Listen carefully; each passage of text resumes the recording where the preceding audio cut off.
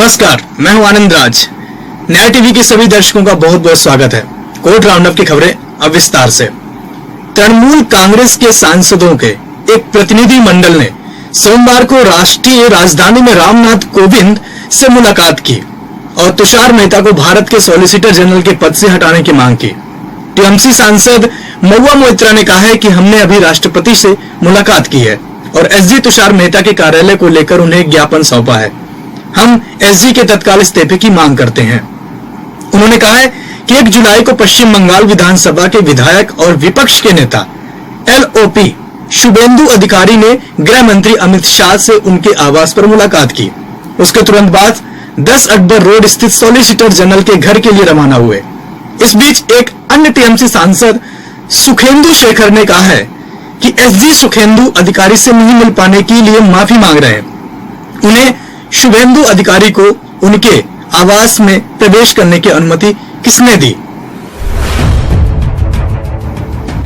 Delhi bar council ने कथित तौर पर धर्म परिवर्तन और निकाह विवाह के उद्देश्य से अपने चैम्बर परिसर का उपयोग करने पर एक वकील का लाइसेंस अस्थायी रूप से निलंबित कर दिया है। दिल्ली बार काउंसिल ने यह देखते हुए कि उपरोक्त अवैध और असामाजिक गतिविधियां कानूनी पेशे की गरिमा को नकारती हैं, एडवोकेट सोहन सिंह तोमर के लाइसेंस को अनुशासनात्मक समिति की जांच होने तक अंतरिम उपाय के रूप में निलंबित कर दिया है। एक व्यक्ति द्वारा दायर यह शिकायत में आरोप लगाया गया था कि उसकी बेटी को जबरन मुस्लिम के रूप में परिवर्तित किया गया था, जिसके बाद कड़कड़डुमा कोर्ट ने उसके चैम्बर में शादी कर दी थी, जिसे दस्तावेज में एक मस्जिद के रूप में दिखाया गया था। सुप्रीम कोर्ट ने सोमवार को उस जनहित याचिका पीआईएल पर विचार करने से इंकार कर दिया, जिसमें राष्ट्रीय जांच एजेंसी एनआईए द्वारा कांग्रेस के कथित टूलकिट की जांच की मांग की गई थी और अगर राष्ट्र विरोधी कृत्य के सच पाए जाने पर भारतीय राष्ट्रीय कांग्रेस आईएनसी के पंजीकरण को निलंबित करने की भी मांग की गई थी।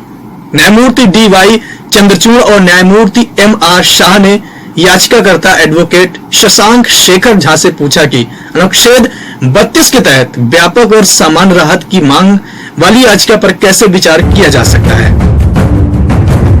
न्यायमूर्ति चंद्रचूड़ ने कहा, यदि आपको टूलकिट पसंद नहीं है तो इसे अनदेखा करें। झा ने जवाब दिया कि कोरोना वायरस म्यूटेंट के लिए भारतीय संस्करण का शब्द का प्रयोग किया गया था। उन्होंने कहा कि सिंगापुर ने सिंगापुर संस्करण जैसे शब्दों के इस्तेमाल पर आपत्ति जताई थी। न्यायमूर्ति चंद्रचूड़ ने कहा कि भारत एक लोकतंत्र है, आप जानते हैं। उन्होंने पूछा, क्या न्यायालय राजनीतिक प्रचार के रूपों को नियंत्रित कर सकता है? न्यायाधीश ने यह भी कहा कि सुप्रीम कोर्ट का समय तुच्छ याचिकाओं द्वारा लिया जा रहा है।